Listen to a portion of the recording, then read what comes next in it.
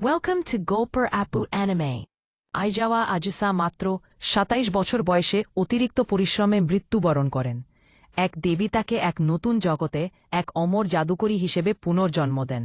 আজুসা সিদ্ধান্ত নেন যে তিনি একটি শান্ত জীবন কাটাবেন, পর্বতে একটি খামার তৈরি করে প্রতিদিন স্লাইম শিকার করে সময় কাটাতে থাকেন। ৩০০ বছর কেটে যায় এবং ফ্লানা গ্রামবাসীরা তার ওষুধ সংক্রান্ত জ্ঞান দেখে তাকে হাইল্যান্ডসের জাদুকরী নামে ডাকতে শুরু করে। একদিন হঠাৎ তিনি অ্যাডভেঞ্চারাস গিল্ডে তার শক্তি মাপাতে যান এবং জানতে পারেন যে ৩০০ বছর প্রতিদিন বহু স্লাইম মেরে ফেলার অভিজ্ঞতা ৪৩৩৮টি ড্রাগন পরাজিত করার সমান। এখন তিনি পুরো বিশ্বের সবচেয়ে শক্তিশালী অ্যাডভেঞ্চারার। অল্প সময়েই তার শান্ত জীবন বারবার ব্যাহত হতে থাকে বিভিন্ন চ্যালেঞ্জারের আগমনে, যেমন লাইকাকে দিয়ে, এক কিংবদন্তি ড্রাগন যে আজুসাকে চ্যালেঞ্জ করে এবং পরাজিত হয়। যদিও লড়াইয়ে আজুসার বাড়ি ধ্বংস হয়ে যায়, পরে লাইকা একটি কিশোরী রূপে ফিরে এসে তার গুপ্তধনের সম্পূর্ণ অংশ দিয়ে আজুসার বাড়ি মেরামত করে এবং তার শিষ্য হতে চায়। আজুসা লাইকাকে তার শিষ্য এবং গৃহপরিচারিকা হিসেবে গ্রহণ করেন এবং দুজনের থাকার জন্য একটি বড় বাড়ি তৈরি করতে শুরু করেন। আজুসাকে একটি মেয়ে নজরে রাখছে যে প্রতিশোধ নেবার শপথ করেছে। লাইকা জানায় যে এখন খলনায়ক ও দানবদের আক্রমণ বাড়বে, কারণ সবাই এখন জানে আজুসা শক্তিশালী। তাই ফ্লাটা গ্রামের চারপাশে একটি জাদুবিও তৈরি করা হয়। তখন ফালফা নামে একটি শিশু জানায় যে তার বোন সালসা আজুসাকে হত্যা করতে চায় এবং আজুসাই তাদের মা। আজুসা জানতে পারেন এই দুই বোন আসলে তার মারা ফেলা স্লাইমদের আত্মা থেকে তৈরি ৫০ বছর বয়সী স্লাইম আত্মা। যেখানে ফালফা আজুসাকে মা বলে মনে করে, সেখানে সালসা স্লাইমদের পাশে প্রতিশোধ নিতে চায়। আজুসার জাদু কোনো কাজ করে না, কারণ সালসা জানায় সে ৫০ বছর ধরে আজুসার বিরুদ্ধে স্মাইট ইভিল মন্ত্র অনুশীলন করেছে। লাইকা আজুসাকে রক্ষা করে এবং সহজেই সালসাকে পরাজিত করে। ফালফা ব্যাখ্যা করে যে সালসা শুধুমাত্র আজুসাকে পরাজিত করার জন্য স্মাইট ইভিল শিখেছিল।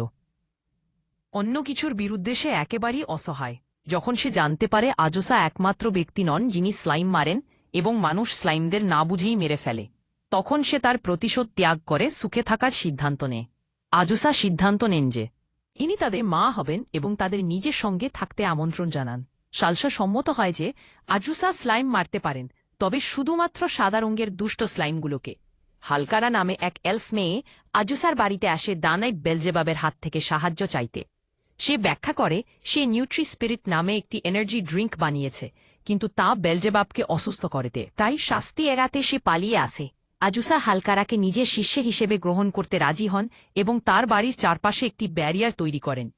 একদিন মাশরুম সংগ্রহের সময় হালকারা অসাবধানে এমন একটি খেয়ে ফেলে যার কামোত্তেজক প্রভাব রয়েছে এবং সে আজুসাকে প্রলুব্ধ করার চেষ্টা করে। আজুসা বুঝতে পারেন যে বেলজেবাব ফ্লাইসদের প্রভু এতক্ষণ বাড়ির ভেতর একটি মাছির ছদ্মবেশে লুকিয়েছিলেন। আজুসা তাকে দ্বন্দ্বের আহ্বান জানান, যেখানে বেলজেবাব ব্যারিয়ারের ভেতরে উড়ে গিয়ে আতঙ্কে অচেতন হয়ে পড়েন। আজুসা তার পরিচর্যা করেন, যেখানে বেলজেবাব ব্যাখ্যা করেন যে নিউট্রি স্পিরিট আসলে তাকে অসুস্থ করেনি, বরং এটি তাকে এত শক্তি দিয়েছিল যে তিনি সারা রাত কাজ করে নিজেই অসুস্থ হয় পড়েন। হালকারা সিদ্ধান্ত নেয় নিউট্রি স্পিরিটের ফ্যাক্টরি ফ্ল্যাটাতে স্থানান্তর করবে, যাতে সে আজুসার সঙ্গে থাকতে পারে। বেলজেবাব আবার ফিরে আসবেন বলে জানান। আজুসার সঙ্গে বন্ধুত্বপূর্ণভাবে দ্বন্দ্ব শেষ করতে এবং ফালফা ও সালসাকে দেখতে। আজুসা ভাবেন তিনি তার ক্রমবর্ধমান পরিবার সামলাতে পারবেন। ঠিক তখনই লাইকা জানায় সে নিজের বাড়িতে ফিরে যাচ্ছে। তবে লাইকা ব্যাখ্যা করে সে শুধু সাময়িকভাবে যাচ্ছে, কারণ তার বড় বোন লেইলের বিয়ে এবং সবাই আমন্ত্রিত। লাইকা সবাইকে উড়িয়ে নিয়ে যায় মাউন্ট রোক্কোতে, যেটি লাল ড্রাগনদের আগ্নেয় পর্বত। শত্রু নীল ড্রাগন গোত্রের ড্রাগনরা পার্টি ভেঙে ঢুকে পড়ে। তাদের নেতা ফ্ল্যাটট একজন কুখ্যাত দাঙ্গাবাজ, যে ঈর্ষান্বিত কারণ লাইকাকে ছেড়ে তার বোন আগে বিয়ে করছে, তাই সে তার বরফ নিঃশ্বাস দিয়ে মাউন্ট রোক্কো পুরোপুরি জমিয়ে দেবে বলে হুমকি দেয়। আজুসা সিদ্ধান্ত নেন যে তিনি গোত্রভিত্তিক দ্বন্দ্বে হস্তক্ষেপ করবেন না, কিন্তু যখন একটি ড্রাগন তার মেয়েদের ঝুঁকির মধ্যে ফেলে, তখন তিনি নীল ড্রাগনদের পরাজিত করেন এবং ফ্ল্যানটকে বিয়ে থেকে পালিয়ে যেতে বাধ্য করেন। মাউন্ট রোক্কোর গ্রামে আজুসা বেলজেবাবকে পান, যিনি সেখানে হট স্প্রিংয়ে ছুটি কাটাতে এসেছেন।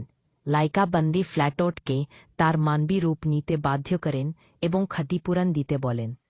আজুসা তাকে একটি শান্তি চুক্তিতে স্বাক্ষর করতেও বাধ্য করেন, যাতে সে আর কখনো লাল ড্রাগনদের আক্রমণ করতে না পারে। বিয়েতে ফ্ল্যাটে ওঠা অনিচ্ছা সত্ত্বেও লীলাকে একজন বিবাহিত নারী হিসেবে শুভেচ্ছা জানায়।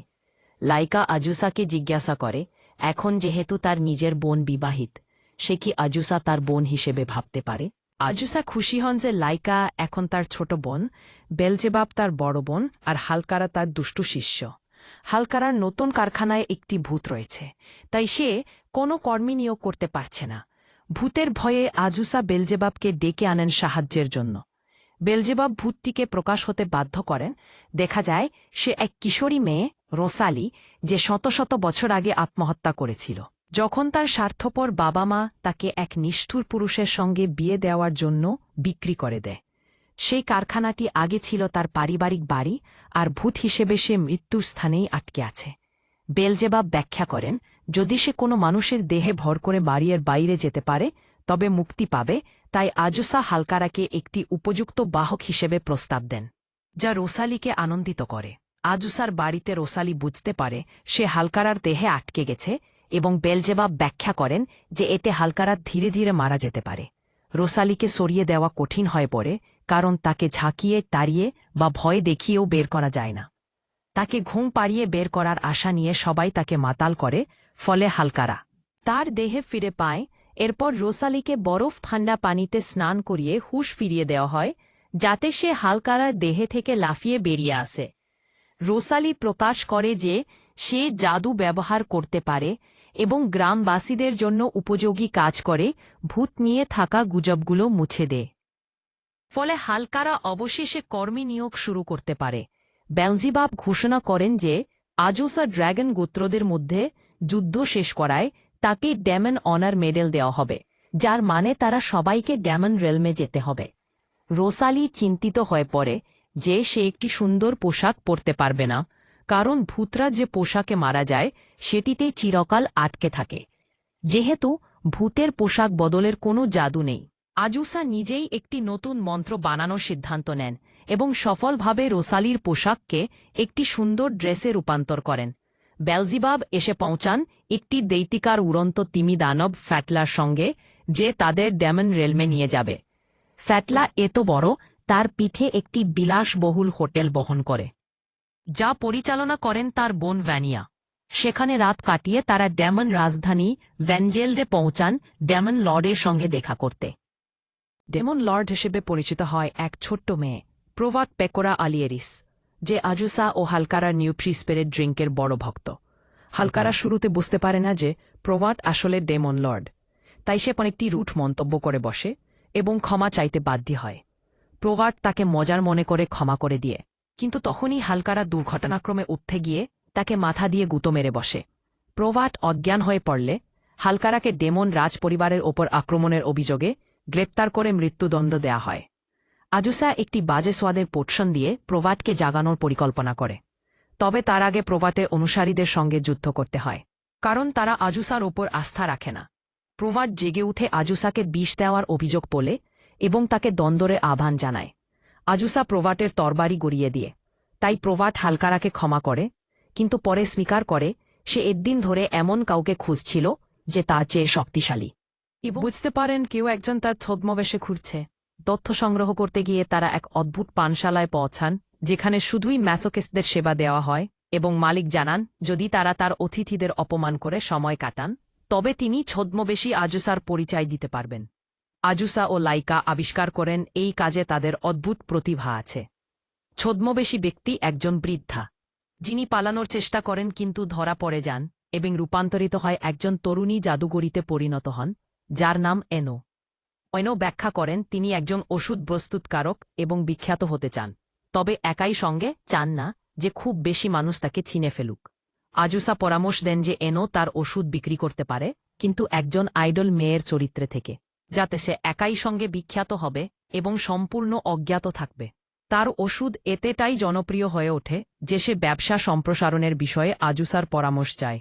এমনকি হালকারা তাকে নিজের ফ্যাক্টরিতে ব্যবসায়িক অংশীদার করার কথা ভাবেন। এক সময় ফালফা অজান্তেই স্লাইমে রূপান্তরিত হয়ে যায় এবং আর স্বাভাবিক রূপে ফিরতে পারে না। বেলজেবাব পরামর্শ দেন যে তারা পেকোরায় প্রাসাদে থাকা ইন্টেলিজেন্ট স্লাইমের সাহায্য নেই। ইন্টেলিজেন্ট স্লাইম নিজে কিছু জানে না, তবে তারা নিকটবর্তী পাহাড়ে থাকা ম্যাজিশিয়ান স্লাইমের দিকে নির্দেশ করে। ম্যাজিশিয়ান স্লাইম ব্যাখ্যা করে সে একসময় স্লাইম ছিল, কিন্তু রূপান্তর জাদু ব্যবহার করে মানুষে পরিণত হয়েছে। সে সঙ্গে সঙ্গে ফলফার সমস্যার কারণ শনাক্ত করে। সে আসলে তার ঘুমের রূপে আছে, অর্থাৎ ঘুমের সময় পেশি টান পড়েছে বলে তার পক্ষে মানব রূপ ধরে রাখা কঠিন হয়ে পড়েছে। সে পরামর্শ দিয়ে ফাইটার স্লাইমের কাছে যেতে, যে মার্শাল আর্ট শেখার মাধ্যমে মানব রূপ অর্জন করেছে। তারা একটি যুদ্ধ প্রতিযোগিতায় ফাইটার স্লাইমকে খুঁজে পায়, যেখানে আজুসা ও বেলজেবাব উভয়ই অংশগ্রহণ করেন। বেলজেবাব ফাইটার স্লাইমকে পরাজিত করেন, আর সে ফলফাকে আবার মানুষে রূপান্তরিত হতে সাহায্য করে। বেলজেবাব আজুসাকে পুরনো দ্বন্দ্ব নিষ্পত্তি করতে চূড়ান্ত লড়াইয়ে ডাকেন। আজুসা বলেন তিনি তার মেয়েদের সামনে হারতে পারেন না, এবং আবারও বেলজেবাবকে পরাজিত করেন। ফাইটার স্লাইম আজুসার শিষ্য হতে চায়, কিন্তু আজুসার আভা থেকে সে বুঝতে পারে তিনি কত স্লাইম হত্যা করেছেন। তাই সে দ্রুত সিদ্ধান্ত বদলে বেলজেবাবের শিষ্য হয়ে যায়, যদিও বেলজেবাব এতে খুব একটা আগ্রহী নন। এরপর শিফানয়া নামে এক খরগোশ কণ্ঠশিল্পী ফ্লাটা গ্রামে আসেন, কিন্তু তার মৃত্যুসঙ্গীত গ্রামবাসীদের মন জয় করতে ব্যর্থ হয়। ক্ষুধায় অজ্ঞান হয়ে পড়লে আজুসা তাকে বাড়িতে নিয়ে যান, যেখানে সে জানায় তার আসল নাম কুকু। সে 16 বছর ধরে একজন ব্যর্থ সঙ্গীতশিল্পী, এখন একটি সত্যিকারের চাকরি নেবার কথা ভাবছে। আজুসা তাকে পরামর্শ দেন যে গান গাওয়া যদি তাকে খুশি করে তবে সে তা চালিয়ে যায়। ফ্লাটট, একজন সঙ্গীতপ্রেমী, জানায় যে মৃত্যুসঙ্গীত এখন আর জনপ্রিয় নয়। উপরন্তু কুকু তত্ত্বা প্রতিভাবানও নয়। আজুসা তাকে গানের ধরন পাল্টানোর পরামর্শ দেন এবং সবাইকে নতুন গানের কথা ভাবতে বলেন। লাইকা আজুসার প্রতি তার একাগ্রতা নিয়ে গান গায়। হালকাহা তার নিউট্রিড্রিঙ্ক প্রচার করে একটি গান গায়। ফালফা ও সালসা গুনগুন করে ঘাসফড়িং নিয়ে গান, আর রুসালি গায়ে মৃত হয়ে বেঁচে থাকার বিষণ্ণতা নিয়ে। বেলজেবাব এসে কুকুর নতুন গান শুনে তাকে ডেমন মিউজিক ফেস্টিভ্যালে পারফর্ম করার আদেশ দেন। এতে বড় দর্শক সবার চিন্তায় কুকুর মঞ্চভীতি দেখা দেয়। তবে ফ্ল্যাটওয়ার্ডস তাকে সাহস দেন, আর কুকু তার গান থ্যাংক ইউ গেয়ে ব্যাপক করতালির সম্মুখীন হয়। কুকু সবাইকে ধন্যবাদ জানায়, বিশেষ করে ফ্ল্যাপওয়ার্ডকে, যে তাকে বলে সে যেন এমন গানই করে যা তাকে সুখ দেয়। অন্যরা কি বলে তা নিয়ে ভাবার দরকার নেই। হালকারা ভুলবশত আজুসাকে এক জাদু মাশরুম খাওয়ান, যা আজুসাকে শিশুরূপে রূপান্তরিত করে। আজুসা বিরক্ত হন, কিন্তু লাইকা ও ফ্ল্যাটওয়ার্ড এতে মুগ্ধ। আজুসা বেলজেবাবকে ডাকেন, যিনি তার কিউটনেস সামালাতে না পেরে সম্মতি দেন আজুসাকে পেকোরার কাছে নিয়ে যেতে। পেকোরাও আজুসার মিষ্টতা দেখে মুগ্ধ হন, তবে নির্দেশ দেন এক বিশাল বিশ্ববৃক্ষের ভিতরে থাকা এক অ্যালকেমিস্টের কাছে যেতে। আজুসা একটি বিপজ্জনক যাত্রা আশা করলেও দেখতে পান গাছটি একটি 108 তলা পর্যটন আকর্ষণে রূপান্তরিত হয়েছে। বিভিন্ন পর্যটক ফাঁদ পেরিয়ে যেতে সময় লাগে এবং তারা 38 তলায় এক হট স্প্রিংয়ে রাত কাটান। এরপর পরদিন 68 তলায়। অবশেষে 108 তলায় পৌঁছে এক তরুণী অ্যালকেমিস্ট তাকে এনোর তৈরি ওষুধের বড়ি দিন। এরপর এনো নিজে এসে উপস্থিত হয় এবং বিস্মিত হয়ে জানতে পারে আজুসা পুরো গাছে উঠেছেন, যেখানে ওয়াইভার্ন ব্যবহার করে সহজেই উড়ে। ইয়াওয়াছে তো, আর ওষুধ তো আজুসার বাড়ির কাছেই তার দোকানে পাওয়া যায়। আজুসা পেকোরার প্রাসাদে ফিরে ওষুধ খেয়ে নেন, কিন্তু পোশাক বদলাতে ভুলে যান। ফলে বড় হওয়ার সঙ্গে সঙ্গে তার জামা কাপড় ছিঁড়ে যায় এবং তিনি পুরোপুরি নগ্ন হয়ে পড়েন, যা দেখে পেকোরা বেশ খুশি হন। ক্লান্ত ও ময়লা অবস্থায় আজুসা জোর দিয়ে বলেন সবাই একসঙ্গে স্নান করবেন, এমনকি পেকোরাও। যিনি জিজ্ঞেস করেন তিনি কি আজুসার প্রাপ্তবয়স্ক স্তন স্পর্শ করতে পারেন। এরপর তাকে বাথরুমে তাড়া করতে শুরু করেন। দলটি প্লাটায় যায়, যা নিত্য উৎসবের প্রস্তুতি নিচ্ছে, একটি 2 দিনের ফসল কাটার উৎসব। আজুসা অতীতে সবসময় এই উৎসব থেকে নিজেকে দূরে রেখেছিলেন, কিন্তু এখন সবার সঙ্গে বন্ধন গড়ে ওঠায় তিনি উৎসবের জন্য কিছু করতে চান।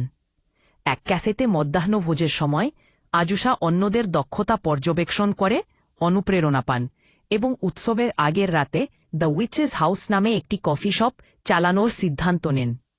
প্রস্তুতির অংশ হিসেবে আজুসা ও অন্যরা ওয়েট্রেস ইউনিফর্ম পরে মেনু প্রস্তুত করেন, কফি শপ সাজান এবং ফ্লাটা শহরবাসীদের মাঝে প্রচারপত্র বিলি করেন। উৎসবের আগের রাতে তাদের কফি শপের সামনে লম্বা সারি দেখে আজুসা 1 ঘণ্টা আগে দোকান খোলেন এবং অন্যদের সঙ্গে কাস্টমারদের সেবা দিতে শুরু করেন। সারাদিন যত ব্যস্ততা বাড়তে থাকে, বেলজেবাব, বেনিয়া, ফাটলা এবং এমনকি পেকোরাও সাহায্য করতে এগিয়ে আসেন, আর ফাইটার স্লাইম, এনো এবং কুকু কফি শপে এসে হাজির হন। আজুসা সবাইকে ধন্যবাদ জানান কফি শপ সফল করার জন্য। পরদিন যখন সবাই নৃত্য উৎসবে যেতে চায়, আজুসা সিদ্ধান্ত নেন সবাইকে নিয়ে রাতে উৎসবে যাবেন। দিন শুরু হয় যখন আজুসার দরজায় কেউ নক করে। তিনি দরজা খুলে অভ্যর্থনা জানান। এভাবেই তার দিন শুরু হয়।